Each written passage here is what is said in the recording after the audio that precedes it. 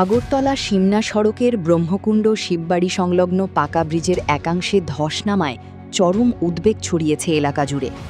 ব্রিজের অ্যাপ্রোচ ওয়াল ভেঙে যাওয়ার পাশাপাশি সংলগ্ন মাটিও ব্যাপকভাবে ধসে পড়েছে। ফলে ব্রিজের একপাশে বড় ফাঁকা অংশ তৈরি হয়েছে, যা প্রতিদিনের যান চলাচলের জন্য মারাত্মক ঝুঁকিপূর্ণ হয়ে উঠেছে।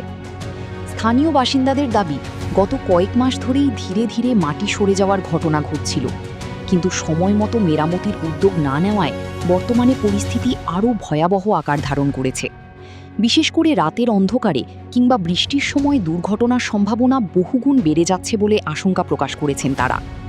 বর্তমান পরিস্থিতি অনুযায়ী দাবি করা যায়, ব্রিজের ক্ষতিগ্রস্ত অংশ যে কোনো সময় বড় ধরনের দুর্ঘটনার কারণ হতে পারে। স্থানীয়দের আরও অভিযোগ, বিষয়টি একাধিকবার সংশ্লিষ্ট দপ্তরের নজরে আনা হলেও এখনও পর্যন্ত স্থায়ী সমাধানের কোনো উদ্যোগ নেওয়া হয়নি।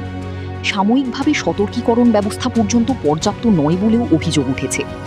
পাশাপাশি দাবি, দুর্ঘটনা ঘটার অপেক্ষা না করে অবিলম্বে পূর্ত দপ্তরকে ব্রিজটি পরিদর্শন করে জরুরি ভিত্তিতে সংস্কার ও সুরক্ষা ব্যবস্থা গ্রহণ করতে হবে। অন্যথায় যে কোনো মুহূর্তে প্রাণহানিসহ বড়সড় দুর্ঘটনা ঘটতে পারে। কোনো এখানে যে কাজ নতুন করে কাজ আরম্ভ হয়েছে, এই কাজটা এখানে দেন দেওয়া উচিত ছিল, কিন্তু দেন না দিয়ে এখানে এরা একটা এই কাজ শুরু হয়েছে কোনো পরিকল্পনার অভাব। এই জল যাইবার রাস্তা দিছে না, এখানে যে জলটা যাইব, এই কারণে এই রাস্তার এই জায়গাটা ভাঙিয়া পড়ছে। এখানে আমি টেম্পু চালক, এখানে যদি বড় গাড়ি ছোটো গাড়ি যে কোনো সময় এই ভাঙিয়া লইয়া পড়ে যেতে পারে, এখানে যান চলাচল দেখা করতে পারে। কি অবস্থা দেখেন, ভাঙিয়া পুরাটা পড়ে অবস্থা, বড় গাড়ি আইলে যে কোনো সময় দুর্ঘটনা হইব।